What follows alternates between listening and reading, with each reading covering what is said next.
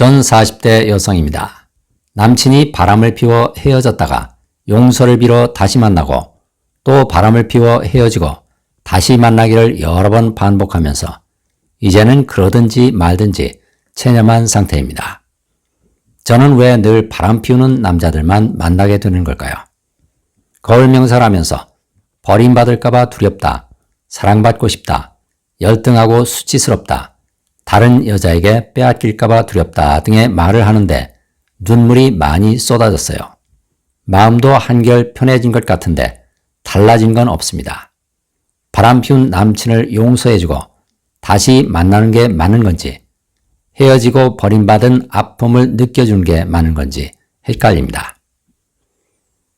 남친한테 버림받는 현실이 되풀이된다는 건 내 무의식 속에 버림받은 나가 억눌려 있다는 뜻입니다. 이 자가 억눌려 있으면 집착하다 버림받고 집착하다 버림받고를 반복하게 됩니다. 남친을 아무리 많이 용서해 주더라도 두려움을 느껴주지 않으면 이런 상황은 끝나지 않습니다. 버림받은 나의 두려움을 느껴줘야 이 자아가 무의식에서 풀려나고 버림받는 현실도 되풀이되지 않습니다. 현실은 무의식을 비춰주는 거울이기 때문에 어떤 선택을 해도 상관없습니다. 그런데 이 자아는 왜 생긴 걸까요? 저는 5살 때 다른 집에 입양된 적이 있습니다. 그곳에선 아기를 얻고 추운 겨울에도 우물에서 똥기저귀를 빨고 얼룩이 안 지워지면 아주머니한테 혼나고 밤만 되면 술 취한 아저씨와 부부싸움이 자주 일어나 저는 두려움에 떨며 지냈습니다. 그러다 다시 엄마 품으로 돌아갔지만 또 버림받을까봐 두려워 지금까지도 온갖 집안일을 하며 애쓰며 살아갑니다. 엄마의 사랑은 아들 차지였고 차별도 심했습니다. 엄마에게 왜 그때 날 버렸냐고 물어보니 그런 적 없다, 꿈꾸냐고 오히려 화만 냅니다. 어머니는 왜 화를 낼까요? 어릴 때 딸인 나를 다른 집에 입양시켰다는 걸 받아들이면 자신도 나한테 버림받을 거라는 두려움 때문입니다. 어머니의 무의식 속에도 버림받은 나가 억눌려 있습니다. 버림받았기 때문에 나를 버렸던 것입니다. 내 무의식 속에도 역시 버림받은 나가 억눌려 있기 때문에 버림받지 않기 위해 엄마한테 집착합니다. 엄마와 나는 서로의 무의식에 억눌려 있는 버림받은 나를 비춰주는 거울 역할을 하기 위해 서로 모녀로 만났습니다. 버림받은 두려움이 클수록 그만큼 집착도 커지게 됩니다. 부모님은 돈 때문에 자주 싸우셨습니다. 저는 돈만 있으면 가난에서 벗어날 수 있고 부모님을 기쁘게 해드릴 수 있다는 생각에 일찍 학교를 그만두고 공장과 유흥업소 등 돈 버는 일이라면 닥치는 대로 했습니다. 엄마는 돈을 들이면 좋아하셨고 제가 어떻게 벌었는지는 관심도 없었습니다. 전 사랑받기 위해 저를 학대하며 악착같이 돈을 벌었습니다. 그래도 사랑받지 못하면 죽어서라도 사랑받고 싶었습니다. 그래서 번개탄을 피우고 손목을 긋기도 했습니다. 그러다가 피부병을 얻게 됐고 삶이 너무 괴로워 마음공부를 하게 되었습니다. 버림받은 나는 왜 이렇게 엄마한테 사랑받기 위해 집착하는 걸까요? 버림받는 나는 난 버림받았다는 생각이 억눌려 생긴 가짜 나이기 때문입니다. 가짜 나는 가짜 현실 속에서만 존재합니다. 그래서 가짜 현실 속에서 사랑받기 위해 가짜인 현실에 집착하는 것입니다. 가짜 현실 속에서 사랑받기 위한 집착으로 공장도 다니고 유흥업소도 다니고 번개탄도 피우고 손목도 그었습니다. 이렇게 사는 내가 수치스러웠지만 그 수치심도 억눌러 버렸기 때문에 피부병까지 생겼습니다. 그러다가 마침내 마음을 들여다보기 시작했습니다. 얼마 전부터 거울 명상을 매일 아침 저녁으로 2번씩 해왔습니다.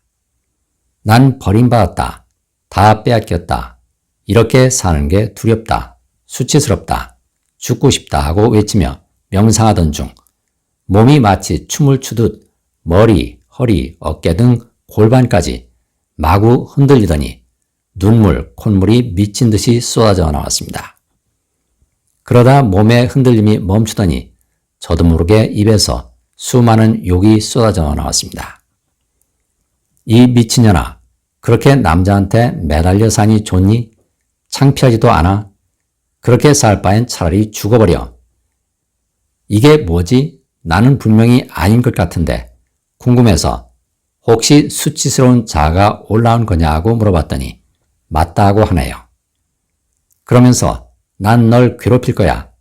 내가 행복하게 살도록 내버려 두지 않을 거야 라는 말들이 마구 쏟아지다가 점점 조용해졌습니다. 그러고 나서 멍하니 앉아있다 보니 내가 나 자신을 이런 식으로 수치스럽게 느끼고 있었구나 하는 생각이 들어서 남친과 헤어지기로 했습니다. 남자한테 매달려 살아가는 나를 수치스럽다고 공격하는 건 누굴까요? 바로 수치스러운 나입니다. 이 자아는 나만 수치스럽게 느끼는 게 아니라 수치심을 일으키는 엄마도 역시 수치스러운 존재로 느껴 공격하게 됩니다. 얼마 후 거울 명상 중 엄마가 밉다, 날 버린 것도 미운데 내 돈까지 다 뺏어가는 엄마가 역겹다고 말하는데 갑자기 욕이 나오기 시작했습니다.